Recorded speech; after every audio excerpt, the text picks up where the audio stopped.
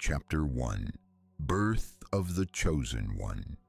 On the desert world of Tatooine, where twin suns beat relentlessly on endless sand dunes, a boy was born under circumstances both humble and extraordinary.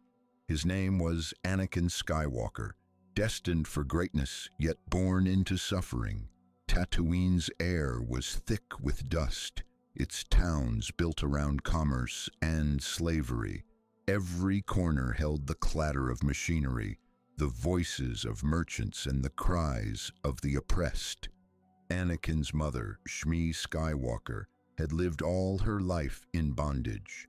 She often spoke quietly to her son, telling him stories of hope, of forces unseen, and of destinies greater than those visible in the harsh desert. "There was no father," she would say in whispered tones. "Anakin just appeared." The mysterious circumstances of his birth stirred the imaginations of many, including the Jedi, who believed in a prophecy of a chosen one who would restore balance to the Force.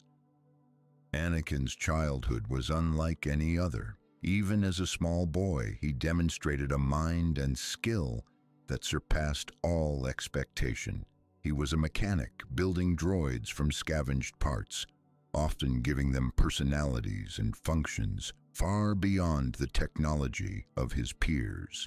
One such creation would become C-3PO, a humanoid protocol droid whose very existence reflected Anakin's ingenuity. It was Qui-Gon Jinn, a Jedi master on a diplomatic mission, who first recognized the boy's potential. At an auction on Mos Espa, the young Anakin showcased not only courage, but also remarkable skill in pod racing, controlling engines and machines, with a natural intuition that astonished all who watched. Qui-Gon felt something unique, a surge of the Force unlike anything he had encountered in a pupil before. Medical tests confirmed it. Anakin's midi-chlorian count exceeded even Master Yoda's. The boy was extraordinary, perhaps the chosen one spoken of in prophecy, but the Jedi Council was cautious. They had long avoided entanglement in predictions and prophecies, fearing the consequences of bias and misjudgment. Qui-Gon, however, was convinced. He saw hope for the galaxy in this child. Before leaving Tatooine, Anakin experienced both joy and tragedy. He was a boy of boundless energy, curious and inventive. Yet beneath the surface, he carried the pain of being fatherless, of watching his mother toil and suffer in bondage. His empathy was as deep as his intellect, and he longed to change the world around him. Pod racing offered Anakin not only adventure but a chance to help his mother. By winning the Bunta Eve Classic, he could secure her freedom. The race itself was a perilous endeavor. Engines roared, tracks twisted through deserts, and competitors risked life and limb for glory and wealth. Anakin's courage, quick thinking, and skill allowed him to win, securing Shmi's freedom. Yet fate dealt a cruel blow. While Anakin had achieved his first great victory, his mother was captured by Tusken Raiders and killed. The loss struck him with unimaginable force. Rage and grief coalesced into something dangerous. Qui-Gon warned that anger could lead him down a dark path, but Anakin's sorrow was raw, immediate, and overwhelming. The seeds of the dark side had been planted. When Anakin arrived on Coruscant, the galactic capital, he encountered a world unlike anything he had known. Towering skyscrapers, droid traffic, and endless bureaucracy contrasted sharply with Tatooine's open deserts. He witnessed wealth and excess, alongside political manipulation and corruption. The disparity between his origins and the galactic core was striking, leaving a lasting impression on the young boy. Training under Qui-Gon and later Obi-Wan Kenobi, Anakin learned to channel his powers, mastering lightsaber combat, meditation, and control over the Force. Yet his emotions remained turbulent. Attachment, love, fear, and anger surged within him, often overpowering his ability to remain disciplined. He formed a bond with Obi-Wan that was as brotherly as it was master-student, a relationship that would be tested through trials and conflicts. Even in early training, Anakin's exceptional abilities became apparent. He demonstrated speed, intuition, and strength beyond that of his peers. The Jedi saw promise but also risk. Such power, if unchecked, could become a weapon for darkness. Anakin struggled with this duality. His love for Padme, which blossomed even in secret, became a source of both joy and fear. He feared losing her as he had lost his mother, and that fear fueled both his ambition and his anger. The Force whispered possibilities, visions of greatness, of tragedy, and of a destiny intertwined with the galaxy itself. Each premonition shaped his decisions, often driving him toward extremes. The Chosen One, even in youth, was walking a fine line between light and dark. Chapter 1 of Anakin's story is not merely about birth and childhood. It is about the forces that shape a hero and a villain simultaneously. It is about love, loss, and the power of destiny to guide and test an individual. From the dusty streets of Tatooine to the spires of Coruscant, Anakin Skywalker's early life was a crucible, forging a mind and soul capable of immense good or terrible evil. The stage was now set. The galaxy, unaware of the storm to come, awaited the unfolding of the Chosen One's tale. His talents, his emotions, and his choices would soon converge in ways that would shake the very foundations of the Republic and the Jedi Order. Chapter 2: Jedi Training and Dark Doubts. Following the death of Qui-Gon Jinn, the responsibility of guiding the young Chosen One fell squarely upon Obi-Wan Kenobi. Obi-Wan, stoic yet compassionate, was both mentor and older brother to Anakin. Their relationship was complex. Obi-Wan sought to instill discipline and patience, while Anakin's fiery spirit often challenged his master's guidance. Coruscant's Jedi Temple, a towering structure of white stone and spires, became Anakin's home and classroom. The halls echoed with footsteps of knights and students, punctuated by the hum of meditation chambers and the occasional clash of training lightsabers. Here, Anakin underwent rigorous instruction in combat, diplomacy, and the metaphysical disciplines of the Force. Despite his prodigious abilities, Anakin struggled with the constraints of Jedi rules. Meditation, patience, and emotional control felt foreign to a boy raised in survival and constant adversity. He questioned authority and the Council's insistence on emotional detachment. To him, love and attachment were not weaknesses. They were the sources of strength. During missions, Anakin's bond with Padme Amidala, the former Queen of Naboo, deepened.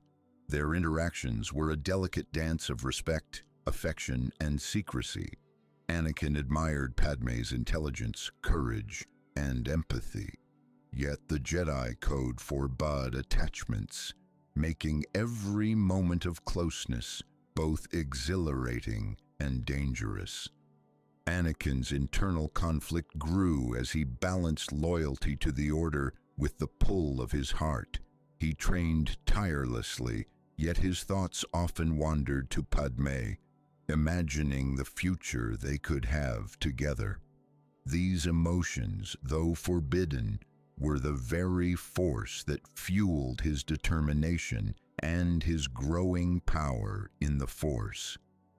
Anakin's skills were tested on numerous missions throughout the galaxy. From the deserts of Tatooine to the swamps of Dagobah and the jungles of Felucia, he faced droid armies, warlords, and political intrigue. Each mission sharpened his abilities and revealed the duality of his nature. He displayed courage and strategic brilliance, yet his impatience and anger frequently put him at odds with allies and superiors. One notable mission involved rescuing captured senators on Ryloth. Anakin, leading a small strike team, bypassed separatist defenses with ingenuity and precision. Yet after the operation, he argued with the Council about the treatment of prisoners, revealing a streak of moral independence that often challenged Jedi orthodoxy. While Anakin's prowess grew, so too did his inner doubts and fears. He experienced dreams of Padmé's death, visions so vivid they left him shaken. The fear of loss became a powerful motivator, driving him to seek forbidden knowledge and power to prevent these tragedies. Obi-Wan, sensing the dangerous undercurrents, warned him repeatedly, "Anakin, fear leads to anger. Anger leads to hate, and hate leads to suffering. You must let go of attachment to those you love." Anakin, bristling with youthful defiance, replied, "But to love and protect is not weakness, it is duty. How can I save her if I deny the power that could prevent tragedy?" This conflict between duty, love, and ambition set the stage for the choices that would define his future. Beyond personal struggles, the galaxy itself was becoming unstable. The Confederacy of Independent Systems, led by Count Dooku, waged a campaign of secession and rebellion. The Republic, weakened by bureaucracy and corruption, relied increasingly on the Jedi to serve as generals and commanders, roles for which many were ill-prepared. Anakin's missions were no longer solely about diplomacy or protection. They involved strategic warfare. He led clone battalions into battle, coordinated with political leaders, and made life-and-death decisions that weighed heavily upon him. Each victory brought accolades, but also moral ambiguity, as civilians were harmed and separatist forces were often dealt with ruthlessly. The Clone Wars accelerated Anakin's maturation. He learned to command troops, anticipate enemy strategies, and inspire loyalty among soldiers who looked to him for guidance.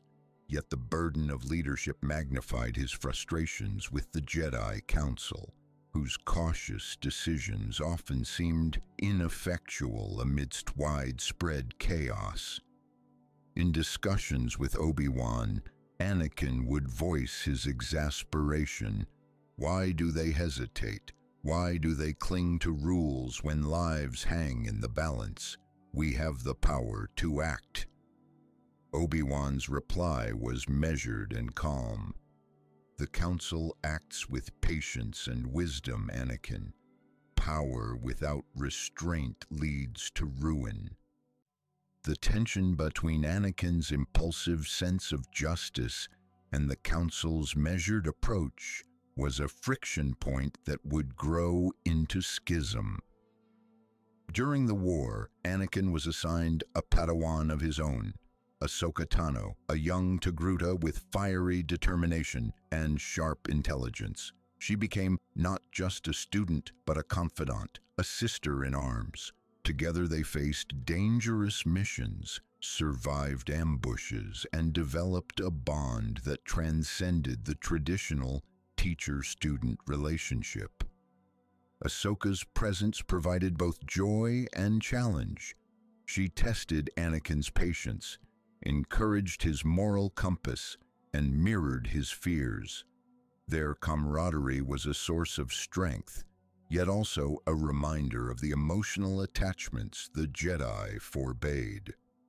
Throughout these years, the Jedi Council remained wary.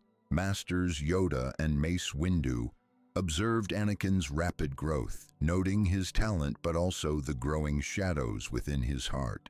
They debated whether his attachments and fears made him unsuitable for promotion to Jedi Master, a contention that fueled Anakin's resentment and doubt. Each rejection, though couched in respect, felt to him like betrayal. Where he saw opportunity for growth and understanding, the Council saw potential for disaster. The seeds of rebellion, once planted in youth, began to sprout. Anakin's training highlighted the central tension of his life, the conflict between the rigid ideals of the Jedi and the unpredictable power of love and emotion. He debated with Obi-Wan, challenged the Council's rulings, and sought understanding in ways that often conflicted with tradition. In quiet moments, Anakin would meditate on the Force, wrestling with questions. Can one embrace love without falling to darkness? Is it possible to save those you love while adhering to a strict moral code? If rules prevent action that preserves life, are they truly just? These questions haunted him, guiding his growth and shaping the path that would eventually lead to both darkness and redemption. By the end of this chapter of his life, Anakin was no longer a mere Padawan. He had become a powerful warrior, a strategic leader, and a man consumed by love, fear, and ambition. His bond with Padme, his friendship with Ahsoka, and his loyalty to the Republic were sources of strength, but also of vulnerability. The galaxy, embroiled in war and teetering on the edge of chaos, was shaping him as much as he shaped it. Anakin Skywalker's talents, fears, and passions would soon collide with destiny itself, setting the stage for choices that would determine the fate of countless worlds. The young chosen one stood at the threshold of greatness, yet the shadows of doubt and desire loomed large. The coming trials would test not just his skill, but the very essence of his heart and soul. Chapter 3. The Clone Wars. The galaxy was engulfed in turmoil. Systems across the Republic were under threat from the Separatists, who sought independence through military might. Count Dooku's confederacy of independent systems had amassed fleets of battle droids, warships, and armies, challenging the Republic's authority and threatening countless lives.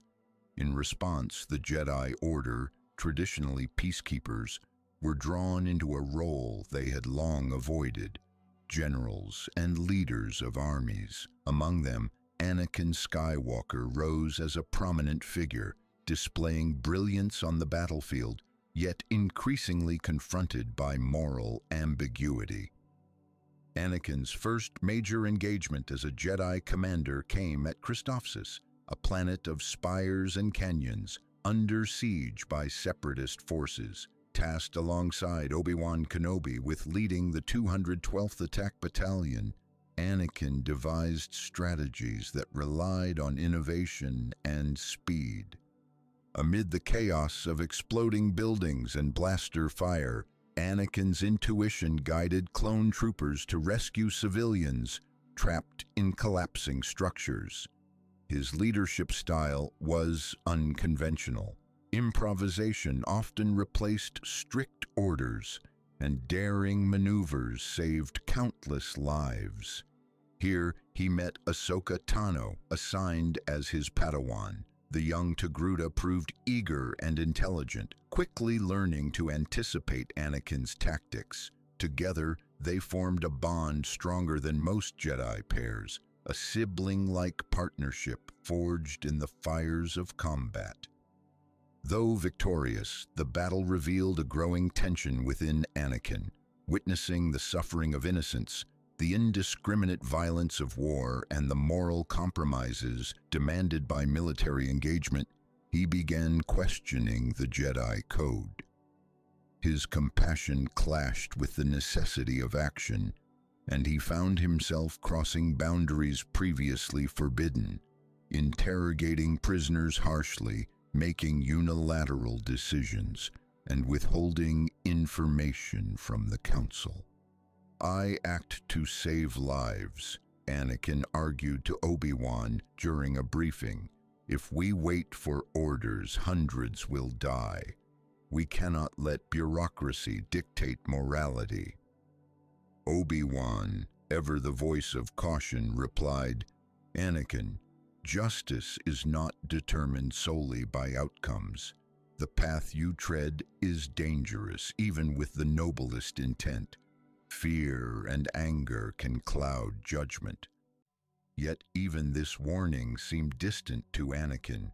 Every success emboldened him, every death hardened him, and every vision of loss propelled him forward.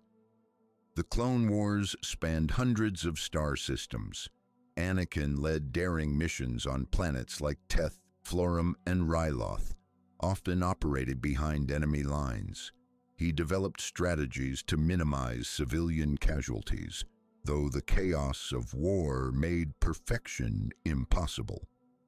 On Felucia, he orchestrated a retreat under heavy bombardment, personally saving dozens of colonists from separatist raids. These victories earned Anakin a reputation, the hero with no fear.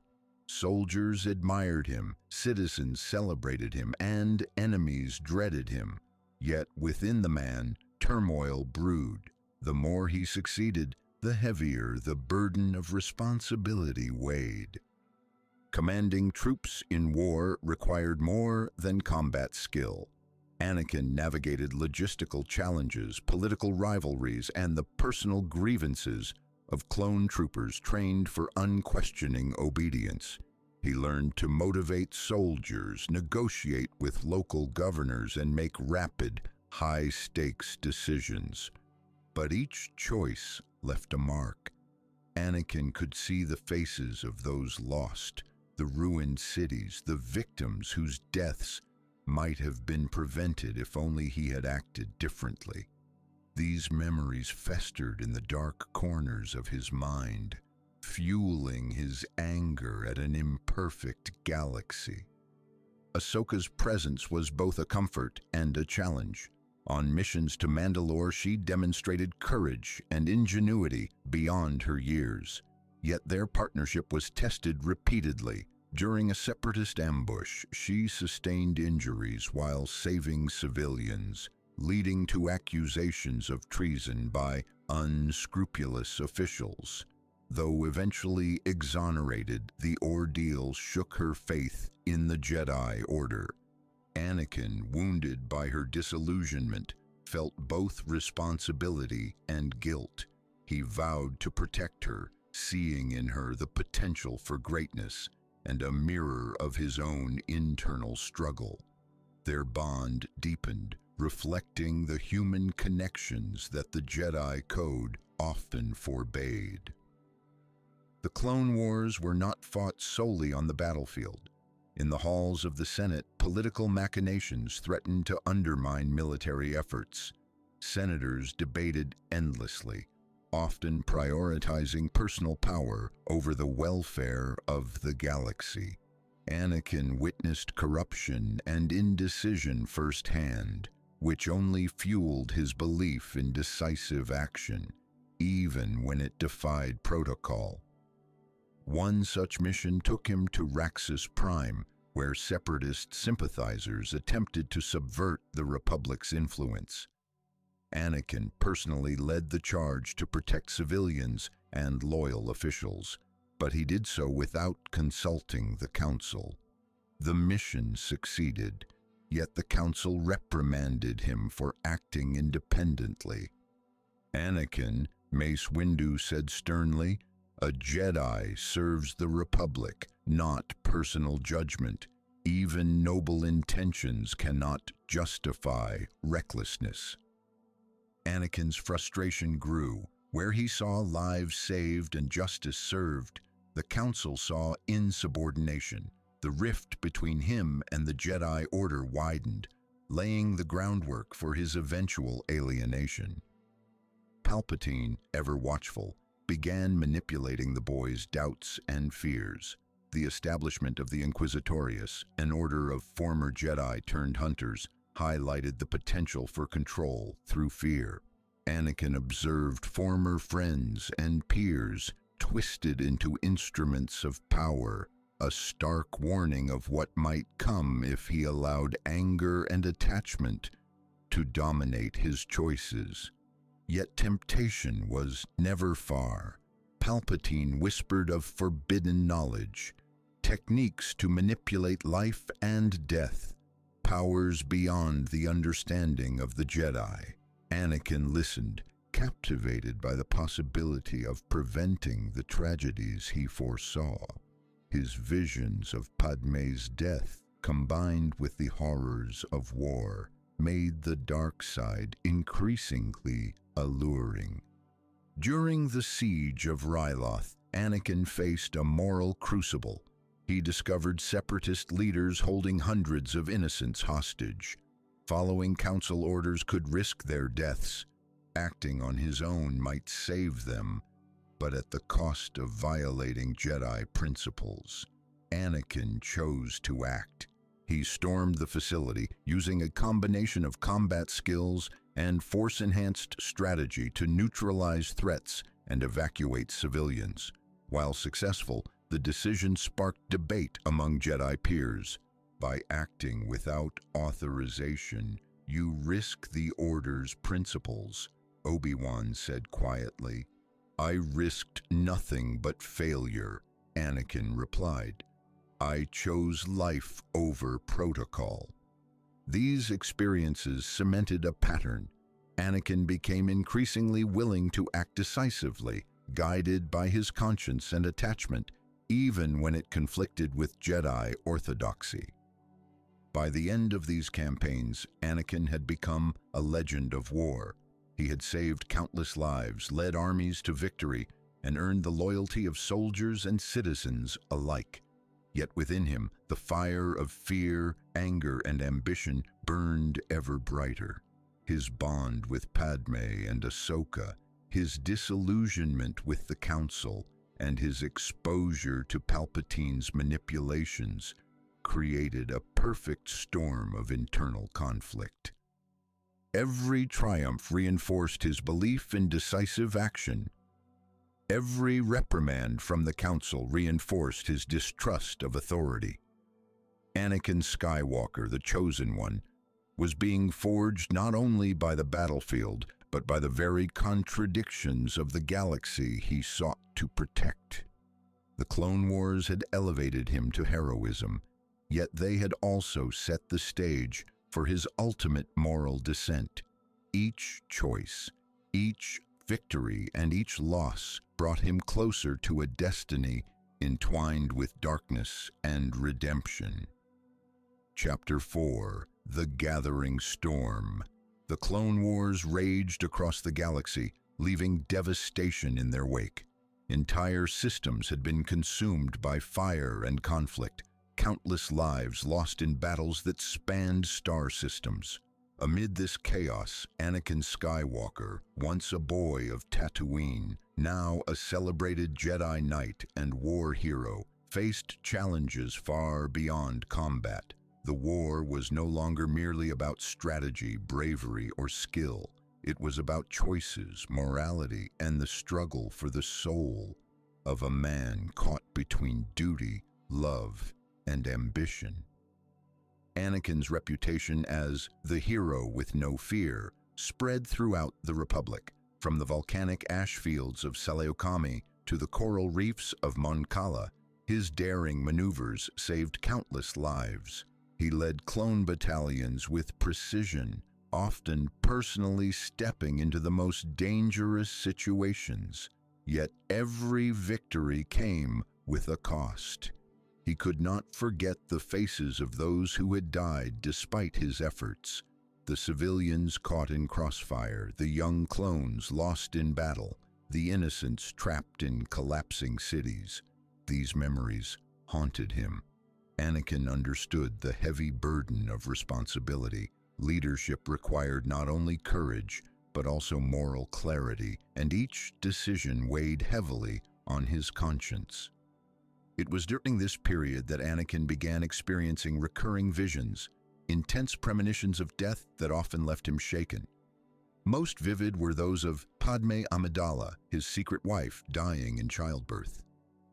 In these dreams, he saw the sterile glow of operating theaters, the despair on Padme's face, and the loss of their unborn child. Each vision was more terrifying than the last, leaving him drenched in sweat and trembling. His fears were compounded by the galaxy's constant violence, fueling a sense of urgency and desperation. He came to believe that the only way to prevent such tragedies was to wield power beyond the reach of the Jedi. Anakin's internal struggle mirrored the external chaos. He increasingly questioned the Jedi Council's decisions, believing they were slow to act and blind to the realities of war. He argued passionately before the Council, "Master Yoda, Master Windu, I see suffering every day. I witness death and destruction that could be prevented if we acted differently. My bond with Padme is not weakness, it is love, and love gives me strength to act decisively." Yoda's reply was calm but firm. "Attachment leads to fear, and fear leads to the dark side. Control yourself, young Skywalker. The galaxy must not be ruled by emotion alone." Mace Windu added, "Compassion is noble, but rules exist to guide the order. You must learn patience and restraint. Power without discipline is dangerous." To Anakin, their warnings felt like betrayal. Where he saw hope and love, the Council saw risk. Each reprimand widened the gap between him and the Jedi, planting seeds of resentment and doubt. Amid his growing frustration, one figure consistently offered understanding: Chancellor Palpatine. The Sith Lord, master of manipulation, subtly nurtured Anakin's fears and ambitions. Through private conversations, he revealed hidden knowledge and promised power to alter fate itself. "Your compassion is your strength, Anakin," Palpatine said, "but the Jedi fear it. They deny you the knowledge to save those you love and perhaps the galaxy itself. Only I can guide you." These words resonated deeply with Anakin. The Jedi, guardians of peace, had rejected him. Palpatine, the Republic's leader, recognized his potential. Anakin's trust shifted toward the Chancellor, planting the first seeds of allegiance to the dark side. The war presented constant opportunities for Anakin to test the boundaries of his authority. On Lothal, a separatist bioweapon threatened an agricultural colony. The Council ordered him to retreat and wait for reinforcements. Anakin could not abide such passivity. Ignoring protocol, he led a small strike team into the quarantine zone. The air was thick with poisonous spores, and every breath carried the risk of death. Using force-enhanced agility and intuition, Anakin located ancient medical centroids and activated them, distributing an antidote that saved hundreds of lives. Though celebrated by civilians and senators, the Council reprimanded him. "A Jedi serves the Republic, not his own judgment," Mace Windu scolded. "Mercy is not ours to wield without consideration of law and order." Anakin bristled. Mercy, he believed, demanded bold action. Each reprimand reinforced his view that the Council's rules were barriers, not guidance. Tensions escalated when Padme fell gravely ill on Coruscant. Anakin begged the Council for permission to stand vigil at her side, fearing for her life. Twice he was denied. Only Jedi Masters could enter the hospital's high-security wing. Desperation drove him to Palpatine, who arranged private access and guided Anakin through sterilized corridors to Padmé's bedside. Cradling her hand, Anakin experienced both relief and outrage. Relief that she lived, outrage at the Council's indifference. In that sterile chamber, surrounded by medical machinery and blinking lights, his faith in the Jedi Order fractured irreparably. He vowed that no rules, bureaucratic or moral, would ever again prevent him from protecting those he loved.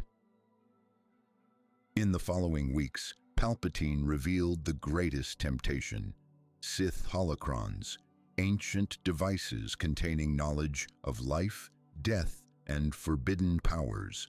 Crystalline spheres hovered in the Chancellor's private study, whispering promises of mastery over fate itself. The dark side is not evil, Palpatine confided. It is a tool, a power the Jedi will never allow you to wield. You can save life, prevent death, and protect those you love. Haunted by visions of Padmé's death and the horrors he had witnessed in the Clone Wars, Anakin found himself rationalizing the use of this power. The Jedi, who forbade such knowledge, seemed blind to the realities of the galaxy and the suffering around him. By the end of this period, Anakin stood at a crossroads. He was a celebrated hero, a Jedi Knight of unmatched skill, yet internally he felt torn. Love, duty, ambition, and fear of loss collided within him. Palpatine's whispers promised solutions beyond the Jedi's limitations.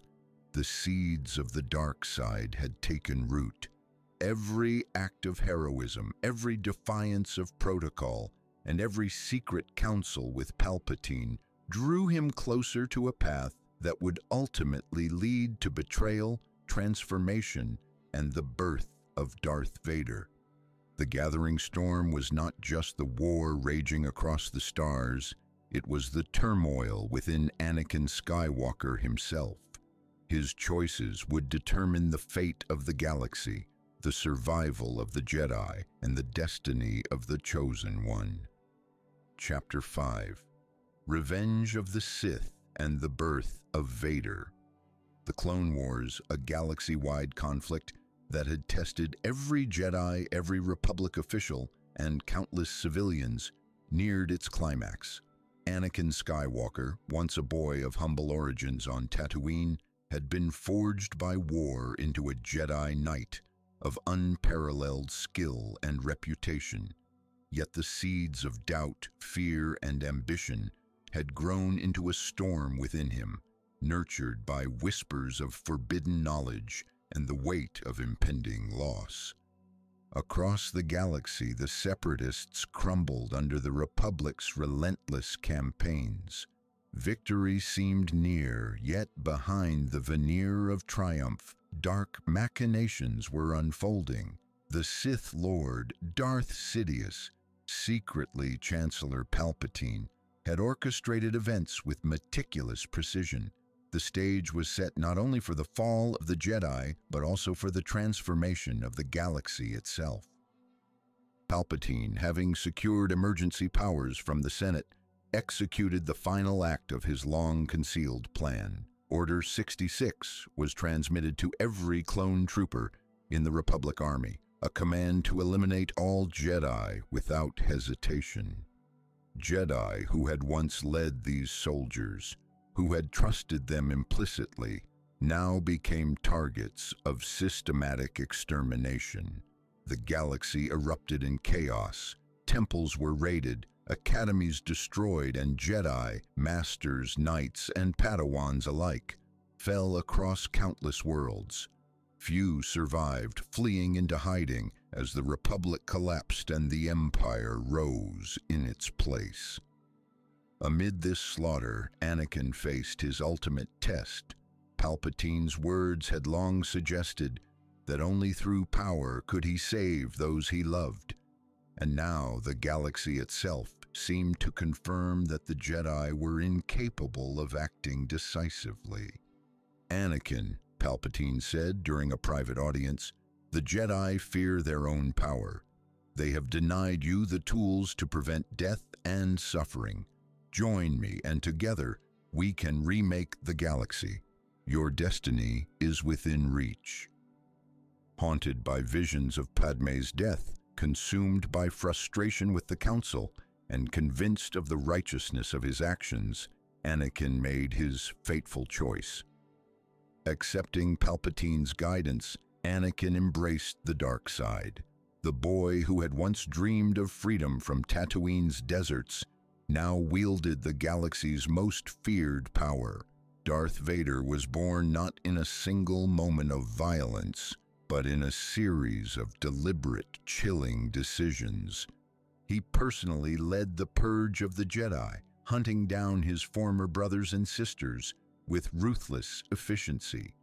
The Order's temples burned, its archives destroyed, and those who survived were scattered, hiding in fear. Every action solidified his new identity. Anakin Skywalker was gone, replaced by the machine of vengeance, Darth Vader. The culmination of betrayal and ambition came on Mustafar, a volcanic world of rivers of molten lava and choking ash. Obi-Wan Kenobi, Anakin's former master and closest friend, confronted him in a duel that would determine the fate of both the man and the galaxy. Their lightsabers clashed with sparks that illuminated the searing heat around them. Every strike was a blend of skill, anger, and sorrow. Obi-Wan fought not to kill but to stop Anakin, pleading for him to abandon the dark side. "Anakin, this is not the way. The Jedi are not your enemies." "You don't understand, Obi-Wan. I do what must be done to save those I love. The Jedi will never give me the power to save her." Their duel raged across Mustafar's fiery terrain, culminating in Obi-Wan seizing a tactical advantage. With a heart-wrenching final strike, he severed Anakin's limbs, leaving him incapacitated on the banks of a river of molten lava. Palpatine arrived, his plan realized. He commanded medical teams to save Anakin's life, encasing him in black armor and a respirator. This technological shell became both a symbol of power and a prison for the man he had been. Darth Vader, reborn from flesh and fire, emerged as the Emperor's instrument of control and terror. The transformation was not just physical. Vader's emotions were tempered by anger, loss, and a desire for vengeance. The love he had once held for Padmé became a haunting memory, fueling a relentless pursuit of order and domination under the dark side. With the Jedi Order decimated, Palpatine declared the Republic dissolved, replacing it with the Galactic Empire. He crowned himself Emperor, consolidating power and eliminating dissent. Darth Vader became his right hand, a symbol of fear and obedience. Under Vader's guidance, Imperial policy was ruthlessly enforced. Jedi temples were destroyed, dissent crushed, and any resistance brutally suppressed. Yet beneath the armor and mechanized breathing, a fragment of Anakin remained. Haunted by his choices, memories of love, and a lingering spark of the man he had once been. Though feared by all, Vader's internal struggle was constant. Visiting the ruins of the Jedi Temple on Tatooine or observing the abandoned shrines on Ahch-To, he felt echoes of the life he had lost. Each act of enforcement, each execution, each project to strengthen the Empire carried a shadow of doubt. Vader's confrontations with Imperial advisors revealed his desire for pragmatic governance alongside terror. He disagreed with bureaucrats, strategists, and even Palpatine at times, though never openly defying the Emperor. These moments foreshadowed the inner turmoil that would ultimately lead to his redemption. Even in his new role as enforcer, destiny continued to intervene. Rumors reached Vader of children he did not know existed, Luke Skywalker and Leia Organa. These names were whispers of a lifelong past, sparks of hope and conflict that would later ignite the flames of choice, redemption, and familial reckoning. Vader's mind, already a tempest of anger, loss, and ambition, now contained a seed of tension. His connection to the galaxy was not merely one of conquest, but of blood. This connection, though dormant, would resurface in ways that neither the Emperor nor Vader himself could predict. By the end of the Clone Wars, Anakin Skywalker was fully transformed. Darth Vader, armored and fearsome, walked the galaxy as a figure of terror and power. The Jedi Order lay in ruins, the Republic had become the Empire, and the galaxy awaited the next chapter of its story. Yet beneath the helmet, the man who had been born on Tatooine, who had loved, feared, and dreamed, remained. That man, buried beneath layers of armor, anger, and darkness, would one day confront his son, face his choices, and fulfill the prophecy of the Chosen One. Not in war or conquest, but in redemption and legacy. Chapter 6. Vader in Service of the Empire. The galaxy, now under the iron fist of Emperor Palpatine, trembled at the shadow of Darth Vader. The transformation from Anakin Skywalker to Sith Lord was complete, and yet the man behind the mask was far from simple. His path through the Empire was not only one of conquest and enforcement, but also a crucible of internal struggle, echoes of lost love and the burden of choices that weighed upon his very soul. Vader's first mission was total eradication of the Jedi Order. Across star systems, from core worlds to outer rim territories, he led the hunt for surviving Jedi. Former brothers and sisters in the Force, once friends and allies, became enemies. He moved swiftly and without mercy, commanding squads of Inquisitors, former Jedi who had succumbed to fear, betrayal, or temptation, and clone enforcers alike. The hunt was methodical. Every temple, archive, and hidden enclave was scoured. Survivors were captured or slain. For some, the transition from Anakin to Vader was particularly visible in these acts. The compassion that once guided him in battle now hardened into relentless precision. Yet, despite his ruthlessness, echoes of remorse occasionally surfaced. Memories of Obi-Wan's guidance, Padme's smile, and the laughter of Ahsoka haunted him. He did not speak of these moments, but in solitude, Vader walked among the ruins of destroyed temples, feeling the weight of each fallen Jedi. Each execution, each strike was both a display of power and a subtle torture for the man beneath the mask. Beyond hunting Jedi, Vader's role encompassed administration and oversight of Imperial power.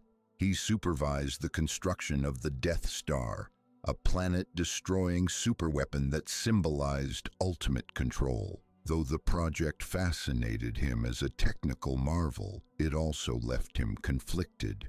Power, he realized, could be wielded not only to enforce order, but to destroy entire worlds. Vader's presence on construction sites was both literal and symbolic.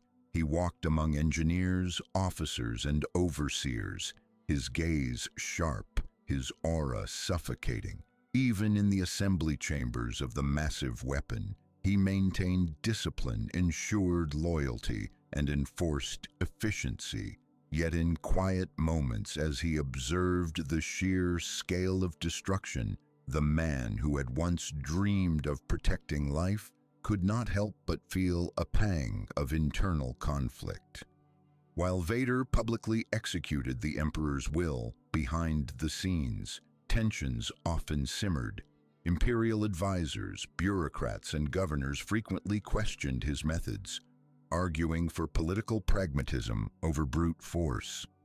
Vader, ever strategic, understood the value of fear, but sometimes disagreed with those who treated subjugation as a mere political tool rather than a necessary instrument of stability. These disputes never escalated to open rebellion, yet they revealed the complexity of Vader's nature. He was not a mindless enforcer. He sought efficiency, logic, and balance, albeit filtered through the lens of darkness.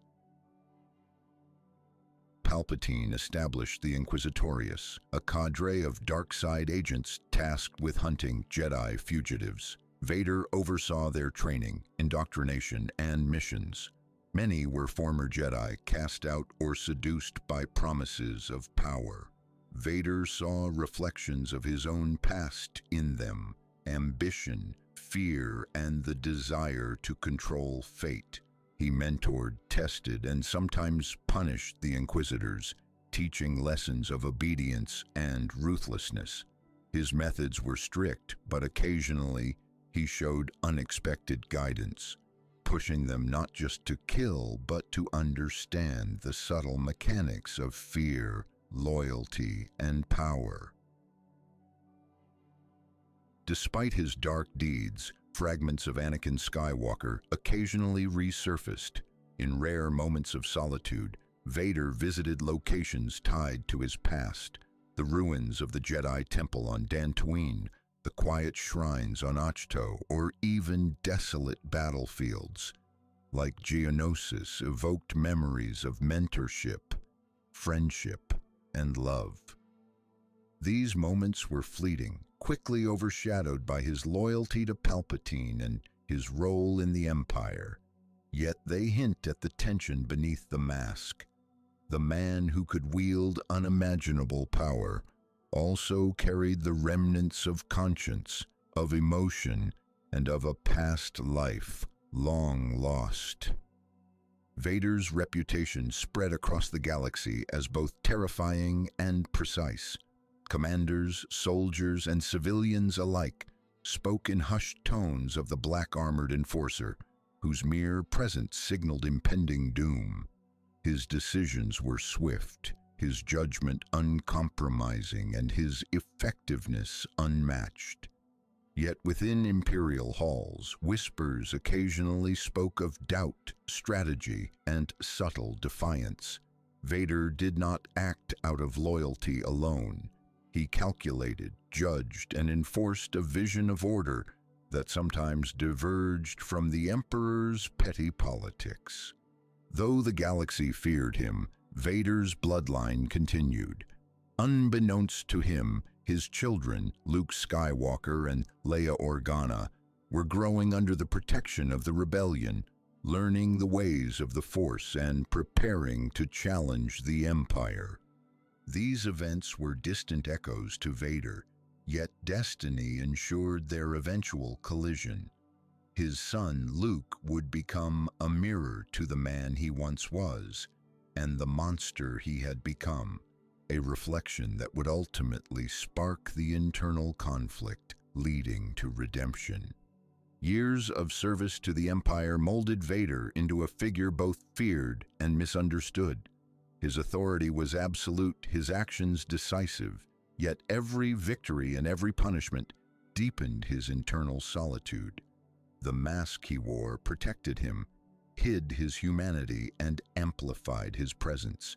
Yet within that armor, the weight of choices, memories, and lost love pressed down, unseen by all but himself.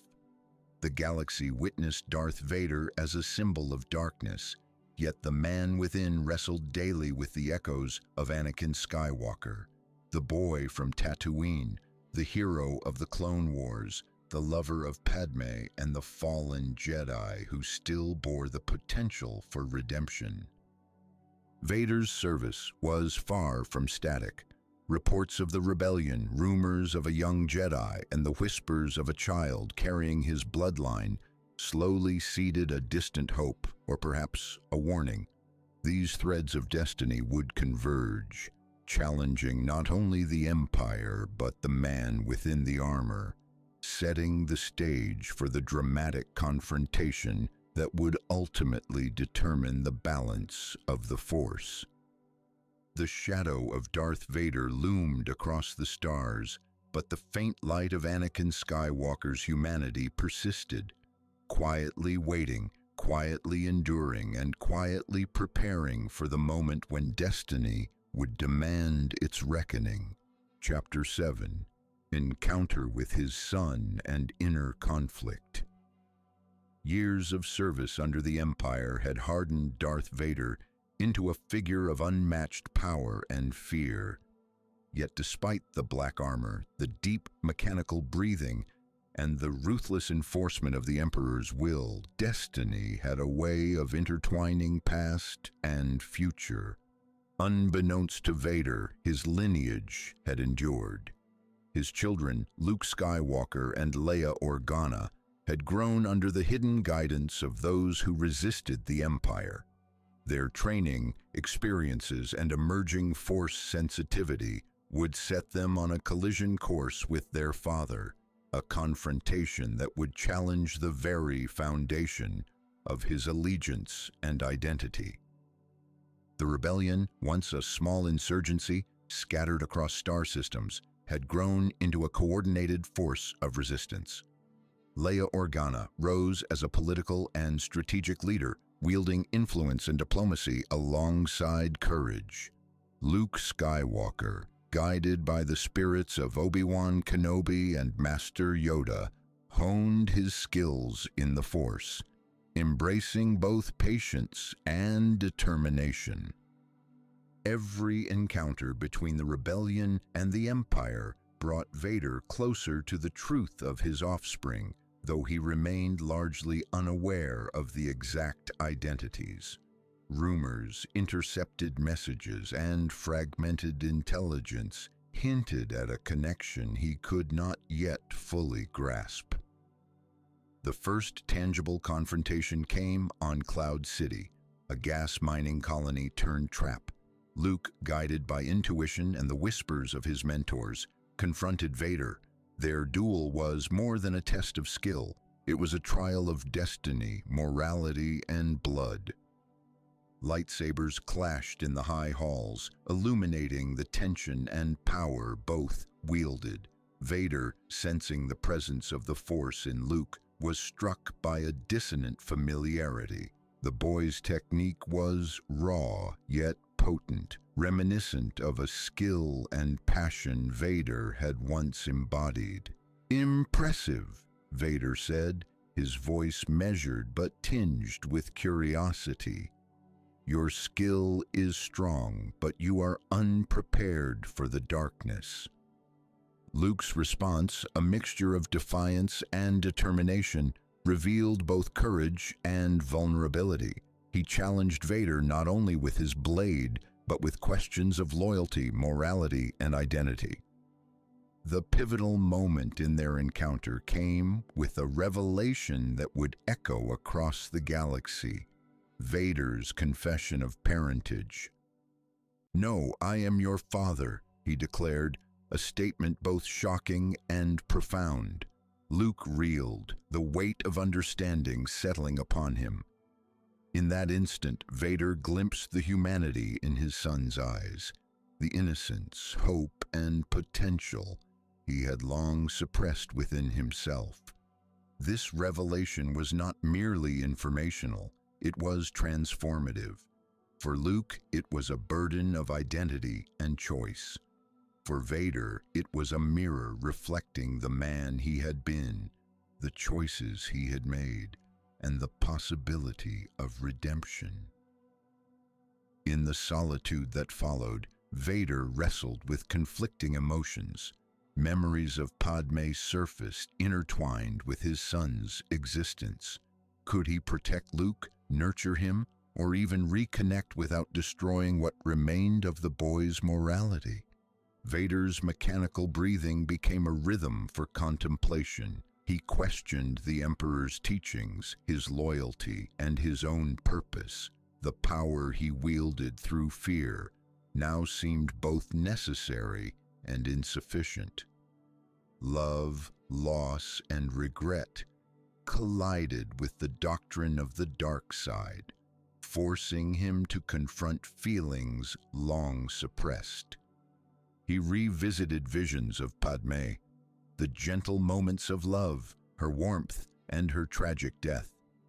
Now, with Luke alive, those memories became a catalyst for reflection. Could the child undo the corruption that had overtaken him? Could he, Darth Vader, find a path back to the man who once sought to protect, not dominate? Despite Vader's formidable power, Luke managed to escape. The encounter left Vader unsettled, aware that the boy represented more than mere opposition. Luke embodied both the future of the Jedi and a connection to the man he had lost. News of Luke's survival spread through the Empire, prompting concern, strategy, and renewed vigilance. For Vader, however, the encounter was less about military threat and more about emotional reckoning. A seed of hope, or perhaps a test of conscience, had been planted. Leia, meanwhile, began to understand the truth of her parentage, her political instincts tempered by the revelation of familial bonds. She grappled with the duality of father as tyrant and father as man, navigating emotions that threatened to cloud strategic judgment. Throughout this period, Vader's inner struggle became increasingly complex. His loyalty to the Emperor remained outwardly steadfast, yet internally he faced questions he could no longer ignore. Could the dark side offer true control and stability? Was love a weakness or a strength? Could he atone for the horrors he had committed, even in service to the Empire? Each question was amplified by the existence of Luke, a son untouched by darkness, a reflection of the choices Vader might have made differently. The galaxy awaited a confrontation not merely of lightsabers, but of ideologies, values, and the possibility of transformation. Vader's story, though steeped in shadow, now contained a glimmer of light, a path toward reconciliation, sacrifice, and the fulfillment of the prophecy that had defined his life. By the close of this chapter, the galaxy was on the precipice of decisive action. The Rebel Alliance gathered strength, Luke prepared for trials ahead, and Vader's inner conflict grew more pronounced. His encounters with his son had awakened dormant emotions and a spark of humanity, setting the stage for the ultimate test. Could Darth Vader, the galaxy's most feared enforcer, confront the Emperor, embrace his past, and restore balance to the Force? The story of Anakin Skywalker, now intertwined with that of his children, reached a critical juncture. Every decision, every memory, every spark of emotion would converge in a moment that would determine the fate of the galaxy and the legacy of the Chosen One. Chapter 8: Redemption and the Chosen One's Legacy. The galaxy trembled on the brink of destiny, the Rebel Alliance, having endured years of oppression under the Empire, launched a daring assault on the second Death Star. The fate of countless star systems hung in the balance, as did the soul of the man beneath the black armor, the man once known as Anakin Skywalker. The rebels' strategy was precise yet risky. A two-pronged assault was orchestrated. The space fleet engaged the superweapon in orbit, while a small strike team, including Luke Skywalker, Leia Organa, and Han Solo, infiltrated the station to disrupt its core systems. For Darth Vader, intelligence reports indicated the rebels' presence within the Death Star. His instincts, honed through years of combat and fear, guided him toward confrontation. The mechanical rhythm of his breathing echoed through the corridors, a harbinger of doom for any who dared oppose him. Yet beneath the mask, an unfamiliar sense of anticipation stirred, a tension born not solely of battle, but of destiny. The encounter between father and son unfolded in the Emperor's throne room, a space filled with the glow of energy, darkness, and latent power. Luke, determined yet cautious, faced Vader with a lightsaber in hand, aware of the looming presence of the Emperor behind him. "Father," Luke said, his voice steady yet charged with emotion, "I will not fight you. I sense the conflict within you." Vader's response was calm, measured, yet underlined with power. "Your training is nearly complete, my son, but you must embrace the dark side. Together we can overthrow the Emperor and rule the galaxy as father and son." Luke's eyes widened at the offer, and yet he stood firm, embodying the hope, courage, and moral clarity that had been nurtured by his mentors. "No," he replied, "I will never join you. There is still good in you. I feel it." Emperor Palpatine, observing the confrontation, unleashed torrents of force lightning toward Luke, a violent surge designed to break his spirit and compel him to strike in anger. The air crackled with energy, illuminating the chamber in flashes of electric blue. Vader, witnessing the assault, faced the ultimate choice. He could continue his servitude, maintain the dominance of the dark side, and let his son perish, or he could act against the Emperor, risking all that he had built, and embrace the long-suppressed humanity of Anakin Skywalker. The memories of Padme, Ahsoka, and his own lost innocence swelled within him. The boy he had once been, the hero of the Clone Wars, and the man who had loved deeply were all present in that instant, urging a decisive course. With a roar of defiance and determination, Vader seized the Emperor, lifting him high above the throne room. The force lightning that had sought to claim Luke redirected onto Palpatine, the energy surging through Vader's body. Pain seared him, but the act of defiance, the act of love, of protection, propelled him forward. The Emperor fell into the reactor shaft, his screams echoing through the Death Star. Vader, mortally wounded by the energy and the injuries sustained over years of combat and servitude, collapsed to the floor. Luke, rushing to his side, removed the mask of Vader's helmet, revealing the face of the man beneath, the face of Anakin Skywalker. The mechanical breathing ceased, replaced by a fragile human gasp. In the moments that remained, Anakin spoke to his son with tenderness and clarity. "Luke, you were right. There is still good. There is always hope." Luke, tears in his eyes, held his father, feeling the warmth and the humanity return, even if only briefly.